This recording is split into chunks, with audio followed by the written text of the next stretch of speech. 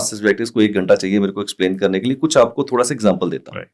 Now मान लीजिए आपके बर्थ चार्ट के अंदर सपोज कीजिए नंबर 5 और 8 नहीं है, correct example, there are hundreds of examples, I can not explain all. बिल्कुल बिल्कुल। अगर आपके बर्थ चार्ट में 5 और 8 नंबर नहीं है और सपोज कीजिए आप सीए के सेक्टर में जाना चाहते हैं, it is going to be the disaster in your life. अगर नंबर 5 और और 8 नहीं है, डिजास्टर होने वाला है आपके साथ अकाउंटिंग की तरफ अगर आप जा रहे हैं, राइट। अब आप चाहते हैं कि मेरा बच्चा जो है, सबकी एक एस्पिरेशन होती है जी आईएएस ऑफिसर बनना है, डॉक्टर बनना है, राइट, ये सबकी एस्पिरेशन नंबर 1 है।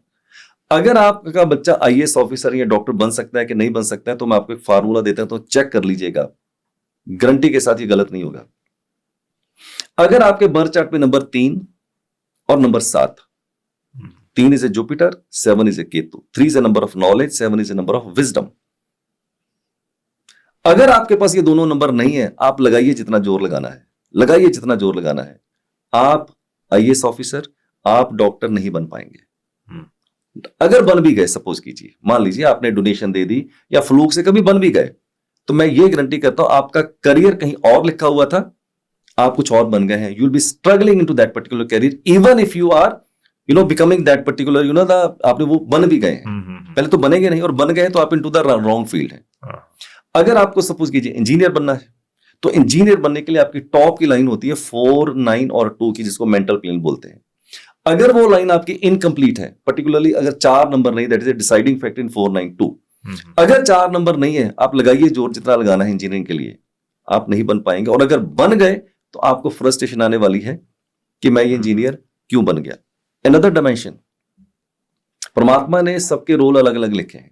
अब हमारी एस्पिरेशन पेरेंट्स की क्या होती है, नहीं भैया इसको तो अच्छी एजुकेशन देनी है। अरे हो सकता है उसकी डेट ऑफ बर्थ में एजुकेशन नहीं लिखी है, उसकी डेट ऑफ बर्थ में बिजनेस लिखा है, एंटरप्रेन्योरशिप लिखी है, तो भैया क्यों उसको आपने पेल पेल के आपने उसको जो है वो पढ़ाई करवानी है। अगर आपके बर्थ चार्ट में, मैं सब पेरेंट्स को बोलता हूं, आपके बच्चे की डेट ऑफ बर्थ में अगर नंबर 3 और 7 नहीं है, मत फोर्स कीजिए उसको एक डॉक्टर, इंजीनियर या आईएएस ऑफिसर के लिए, वो नहीं बनेगा। आप उसको एंटरप्रेन्योरशिप में डालिए। सपोज कीजिए उसके बर्थ चार्ट में 3 और 7 नहीं है, एग्जांपल, उसके बर्थ चार्ट में नंबर 6 प्रेजेंट है, नंबर 5 प्रेजेंट है, अरे भैया उसको होटल खुलवाइए, उसको रेस्टोरेंट खुलवाइए, उसको शेफ बना दीजिए, आप उसको होटल मैनेजमेंट करवा दीजिए, आप उसको फैशन इंडस्ट्री के अंदर लेके जाइए। End of the day what is important, career is not important, important is कि जौन से करियर में है वो सफल होना चाहिए।